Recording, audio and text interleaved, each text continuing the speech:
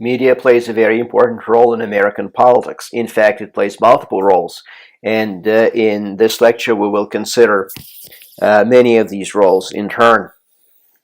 So, what is it that media does on a regular basis? First, we have to note that the media, in fact, performs the function of entertaining, reporting the news, identifying public problems, providing a political forum, and socializing new generations. Now, of all these functions, entertaining and reporting the news is self-evident. But what is identifying the problem? The truth of the matter is that many things would not be considered political problems had they not been appointed to that level or assigned to that level by the media. If you do not hear about something, you do not know it. So it's the media, by telling you things, actually is trying to make those things relevant. That's what we mean when we say media identifies public problems as one of its functions. Now, the media also provides a political forum. In terms of presidential politics, we understand that how would they get platform? How would they be heard by a continental nation of 330 million people?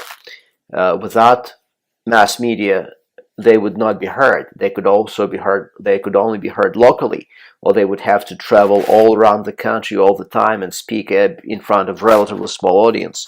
But the media gives them an unbelievably universal forum, which allows candidates to reach virtually anyone in the United States today.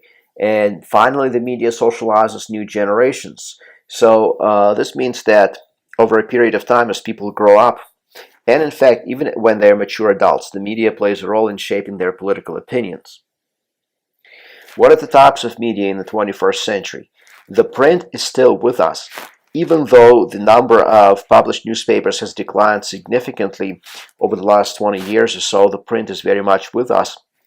I recall that the late great Steve Jobs predicted that by 2010 print newspapers would disappear. This obviously proved not to be the case. In fact, Steve Jobs himself passed away in 2011, and print media is still very much with us, and including print newspapers. Radio is also very much with us. First radios were sold in the United States in 1920, and radio quickly caught on.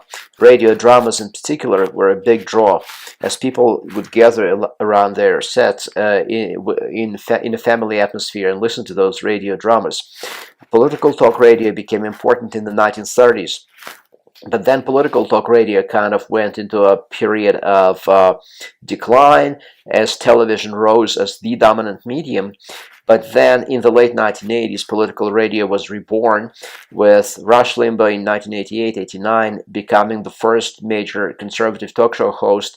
And then after him in the 1990s and 2000s, you had others pick up: Sean Hannity, Mark Levin, Michael Savage, Laura Ingraham, Jim Bohannon, and many others who have actually carried the mantle of conservatism in talk radio. And so talk radio is approximately 90% ideologically conservative. This probably reflects the fact that other media, particularly television networks, are dominated by liberals. So conservatives went into this niche area of talk radio, and they took it over. They really dominated. And finally, there's internet. That's a relatively recent invention. I wrote a dissertation on the invention of the internet and political aspects surrounding it. And the internet was invented in 1969 and 1973-74, depending on how you look at it. The first message over the ARPANET, Advanced Research Projects Agency, which was part of the Pentagon and is part of the Pentagon, was charged with developing the internet. And at first there were only 5 ARPANET sites. That was in 1969. In September of 1969, the first message was sent over this ARPANET. But then in the early 1970s, Vint Cerf and Khan have invented TCP/IP, Transfer Control Protocol, Internet Protocol, which connected similar copycat networks, similar to ARPANET, with ARPANET and with each other. So you had a network of networks, and that's what the internet is. And then in 1989, 1990, Tim Berners-Lee, a British scientist working at CERN in Switzerland, has developed World Wide Web, and after that graphic browsers took off in the early and mid 1990s, and we had the internet as we know it. So the internet is a new medium, and politically it was not important in the United States until, I would say, the election of 2004. The reason why is because if you look at the turn of the century, about the year 2000, broadband had not yet caught on in the entire country. I was a professor of political science at Centenary College of Louisiana in the year 2000, and I distinctly remember that Shreveport, Louisiana, where I lived and taught, there was not yet a broadband internet outside the confines of Centenary College. So where I lived in my apartment, there was no internet. The entire building was, there was no broadband. There was dial-up, but there was no broadband. And this was still typical of many parts of the country. So while broadband became widely available in the mid-1990s in some parts of the country, it only became widely available in the early 2000s in other parts of the country. And the first presidential election in which it was clearly important was the election of 2004. Howard Dean, I think, became the first candidate to effectively utilize the internet, particularly with younger voters, trying to activate them, trying to get them to vote. But social media, when it came on the scene, when it broke on the scene with Facebook around 2004, and then YouTube 2005, and of course social media really took off later in the second half of the 2000s. So after 2005 is when social media begins to take off in the United States, and you have a number of these outlets: Twitter, LinkedIn, YouTube, Facebook, Tumblr, Google+. I think politically important, the most politically important sites would be Facebook, YouTube, and Twitter, probably in that order. And Barack Obama was able to take advantage of social media in 2008 better than John McCain, for example. So clearly, in today's world, the internet and social media have gone really global, and they have become a significant opportunity for non-traditional voices to be heard, because now anyone can be a content developer and put it out there. Does not anyone can do it without having to go through the filter of professional producers and news anchors. And that's quite liberating, but it's also chaotic and noisy. There's a lot of internet noise produced. There's a lot of irrelevant and unreliable content being produced, but at the same time, of course, the freedom that it offers to so many people is incredible. Now, the media has a number of so-called postmodern characteristics. What are the postmodern characteristics? Well, first we have to identify what postmodernism is. Postmodern means after modernity. And what is modernity? Modernity is characterized by several things. First, the belief in the values of the Enlightenment. The belief that science and reason lead to progress. So you use the scientific method, and you use rationality, and you move forward. There's a forward movement, and it's thanks to science and reason. And second, that the emphasis should be on the human being. So the human being is not nothing. The human being is not a worm. The human being is the center of society, and what we have to do is to advance towards the well-being of humans, including human rights. So the emphasis on human rights is a very modern idea. It's a very much an Enlightenment idea.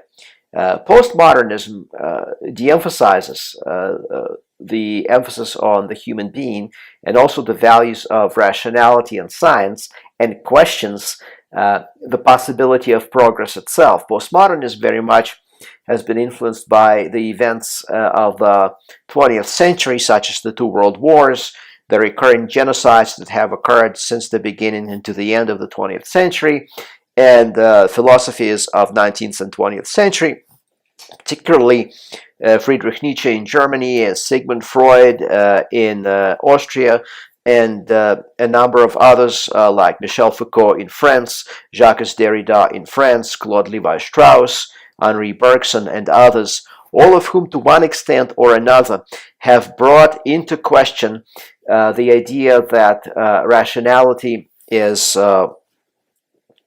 desirable or even possible.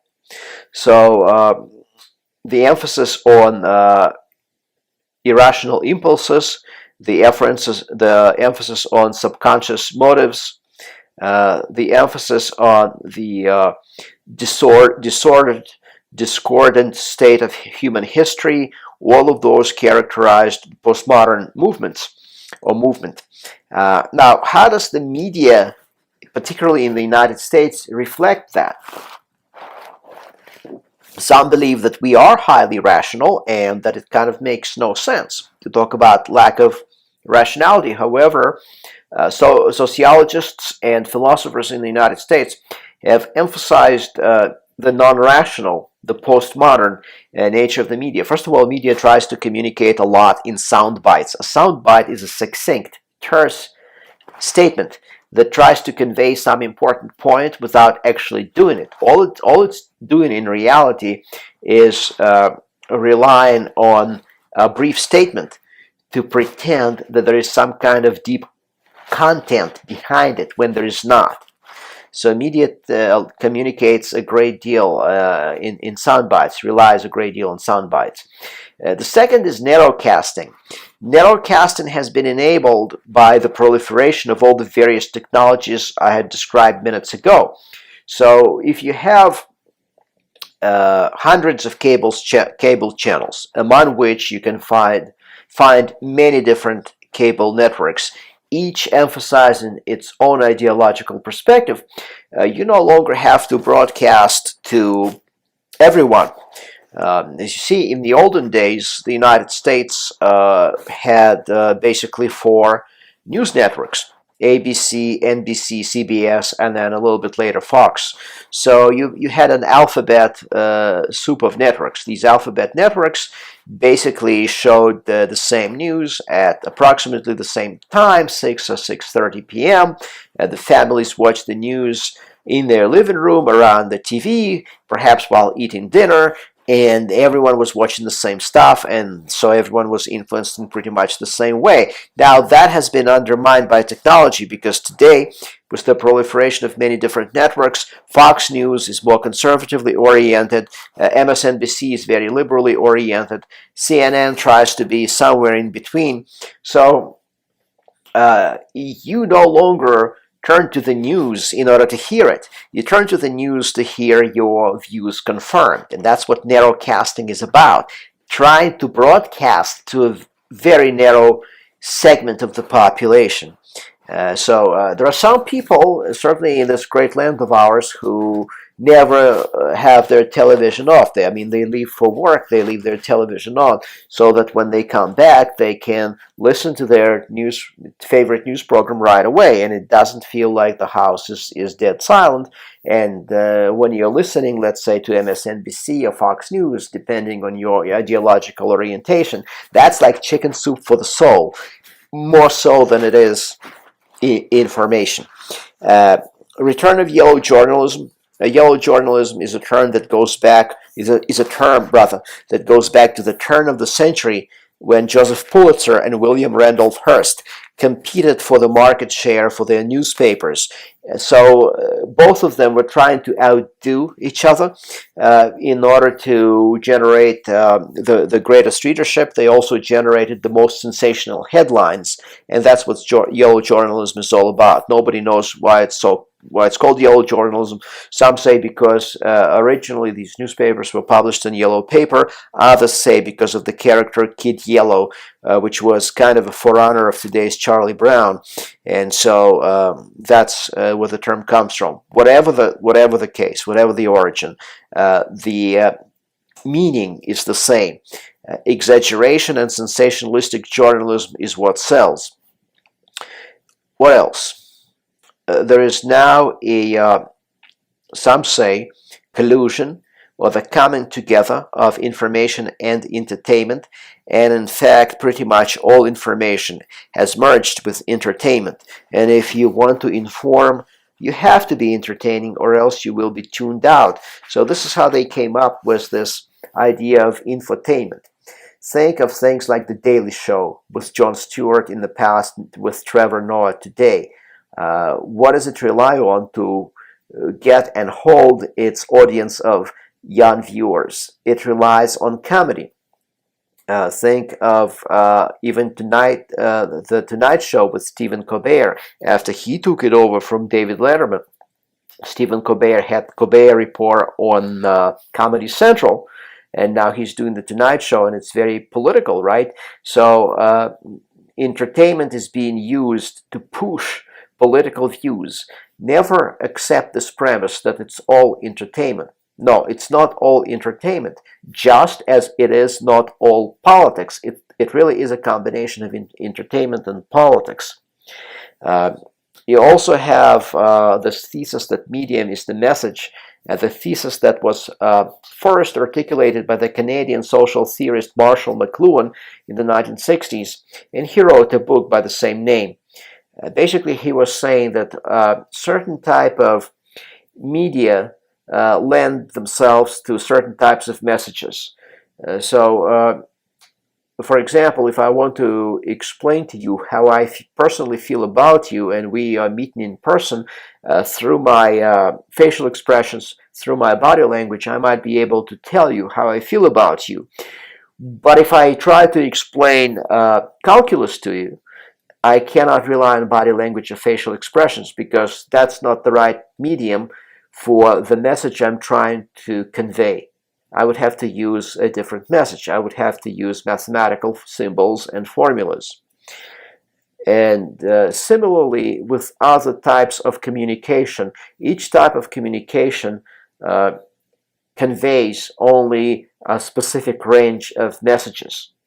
This idea was picked up on by American sociologist Neil Postman, who was also influenced by the famous book called Brave New World, which was a work of fiction by the British author Aldous Huxley. Huxley wrote in the late 1920s and early 1930s about the supposed Brave New World that was to come within 600 years. And in that world, no one was unhappy, because people were pacified and kept happy by entertainment and by drugs. So, and by conditioning, by psychological conditioning. So no one was unhappy. Everyone accepted their fate, but there was also stagnation. There was no real progress, because progress, creativity frequently result from some kind of unhappiness, from emotional turmoil. And since that was taken out of the social calculus, since this was taken out, there was no progress. Neil Postman combined the two. He combined the idea of medium being the message and the Brave New World as being our world. And Neil Postman said that we, in fact, are amusing ourselves to death. He wrote a book by this name in the 1980s, and he said that in the late 20th century, the dominant medium is the visual medium. That's what matters. That's decisive. And the visual medium lends itself only to emotionalism. It does not lend itself to rational analysis. If you want to reinstate rational analysis, go back to the print medium. If you don't go back to the print, you cannot be rational. Even if you use print occasionally in a visual society, because the visual medium itself, which is the main medium of consumption, makes us irrational. It makes us analyze even the print medium in ways that are irrational. And, we see some of the confirmation of it empirically when they take PET scans, positron emission topography, and MRI scans, magnetic resonance imaging, of people who are just passively watching television. The brain waves are basically identical to people who are sleeping. So, and maybe that's why television is a little bit of kind of like a drug, because it relaxes you.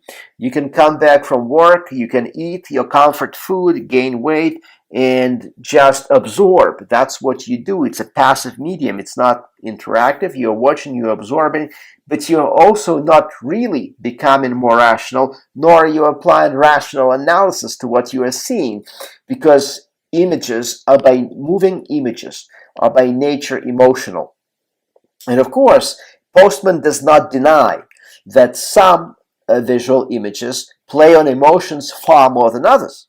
He is not insane. He understands that some visual presentations are more emotional than others, but even the least emotional presentations, even the ones that try to go in depth, like say PBS frontline documentaries, even they are ultimately not the way toward proper understanding of what happens in society, because visual images still dominate, and because they dominate, they make us non-rational at best and irrational at worst, and all we are doing is entertaining ourselves from childhood till we die. Thank you.